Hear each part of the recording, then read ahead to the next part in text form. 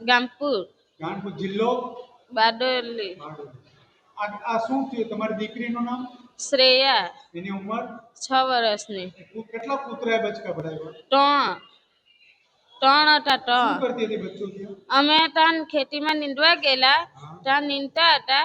તો અમારી નાની છોકરી હે ત્યાં 5 મહિનાની એને હું ખવડાવવા ગઈ તો મેં એને કીધું દીકા તઈ નહીં જતી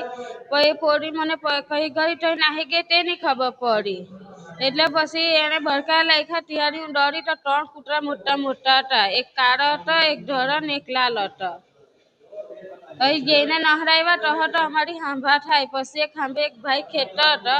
તેને બોલાવ્યો તે ભાઈએ ભગાવ્યા ને પછી મારી પોરીને વહેલી લઈ લીધી જોયું તો બહુ બધું કરી દેલા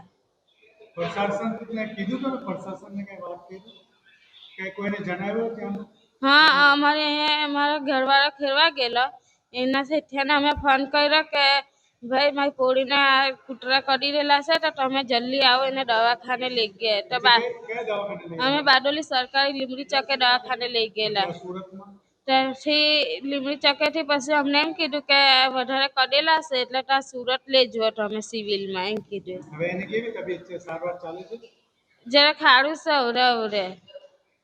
હવે તમે પ્રશાસનને શું કહેશો શું આ કૂતરાઓને ભગાવવા માટે શું કરશો એને ભગાવવા માટે મારવા ડરવું પડે લાકડું લઈને કેટલા કૂતરાઓ છે બહુ બધા સોસાયટીમાં ના હતા 3 કૂતરા મોટા મોટા ત્યાંના સરપંચને વાત નહીં કરી ના નથી કીધું અમે બરાબર ખેતરેથી બરાબર અમે સીધા દવાખાને લેતા આવ્યા બારડોલી લીમડી ચોકે લઈ જા હા પછી ત્યાંથી સુરત અમને મોકલી આવેલા